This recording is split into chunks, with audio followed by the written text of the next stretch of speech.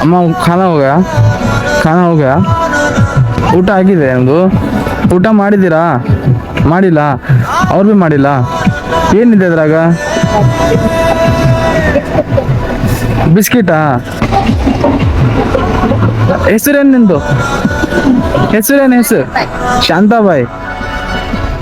ಏ ದುರ್ಗಮ್ಮ ಹಾಯ್ ಒಂದು ನಿಮಿಷ ನೀರಿನ ಬಾಟಲ್ನು ಕೊಡ್ತೇನೆ ನಗು ಜರ ನಗು ನೋಡಮ್ ನಗು ಕೊಡ್ತಾ ಇದು